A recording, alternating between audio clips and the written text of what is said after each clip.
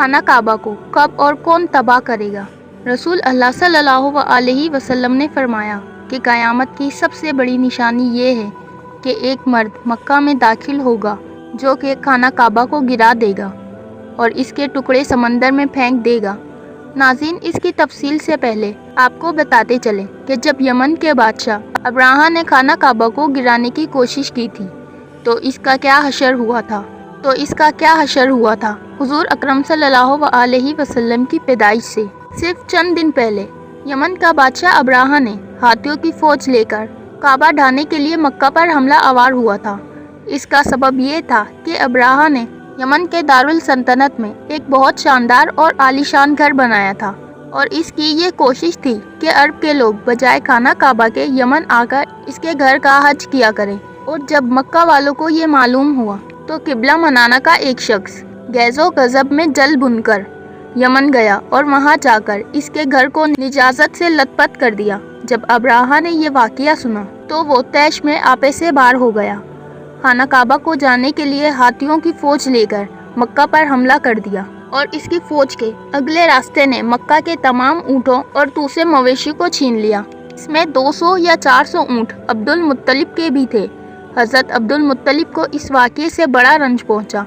चुनांचे आप इस मामले में गुफ्तगू करने के लिए इसके पास तशरीफ़ ले गए। जब अब्राहा को मालूम हुआ कि कुरैश का सरदार इससे मुलाकात करने के लिए आया है तो इसने अब्दुल मुत्तलिब को अपने खेमे में बुला लिया। जब हज़रत अब्दुल मुत्तलिब को देखा कि एक बुलंद कामत जिनकी पेशानी पर नूर नबूवत का जलाल चमक रहा है तो सूरत देखते ही अब्राहा मारूफ हो गया और बेइख्तियार तख्त शाही से उतरकर आपकी तहज़ीब व तकरीम के लिए खड़ा हो गया कि कहिए सरदार कुरैश, यहाँ आपने तशरीफ़ आवर किया, क्या मकसद है? हज़रत अब्दुल मुत्तलिब ने जवाब दिया कि हमारे ऊँट और बकरियाँ वगैरह जो आपके लश्कर के सिपाही साथ ले आए हैं, इन सबको हमारे सुपुर्द कर दिए जाएं। ये सुनकर अब्राहा ने कहा कि ए सरदार कुरैश, मैं तो ये समझा था कि आप बहुत हौसलामंद और शानदार आदमी हैं, मगर आपने मुझसे अपने ऊँटों का सवाल करके मेरी नज़रों में अपना वक़ार कम कर दिया।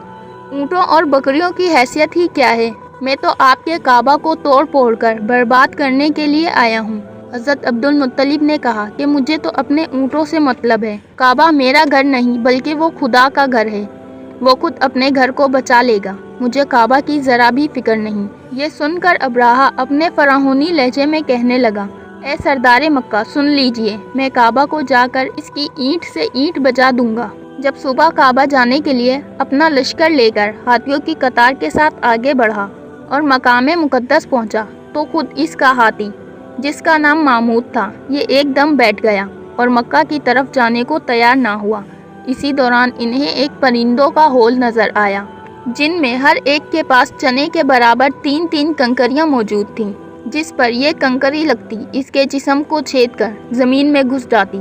इस तरह अब्राही की फ़ौज का एक आदमी भी जिंदा ना बचा।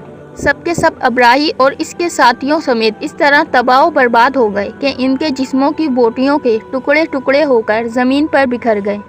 आपको इस वाक़ये के बारे में बताते हैं कि जो क़यामत के नज़दीक पेश आएगा, जिसके बारे में हज़रत मोहम्मद सल्लल्लाहु अलैहि वसल्लम ने फरमाया था कि जब लोगों के सीनों से कुरान पाक को उठा लिया जाएगा तो इसके बाद वो बदबख्त हबशी खाना काबा गिराएगा जो अकड़ता हुआ चले या चलने में इसके दोनों पंजे नज़दीक रहें और दोनों एड़ियों में फासला हो। वो हबशी मर्द क़यामत के करीब खाना काबा को उड़ाएगा। इसकी आंखें नीली और नाक पीली होगी और पेट बड़ा होगा। इसके साथ लोग होंगे। वो काबा का एक पत्थर उखाड़ डालेंगे और समंदर में ले जाकर फेंक देंगे और ये क़यामत के बिल्कुल नज़दीक होगा।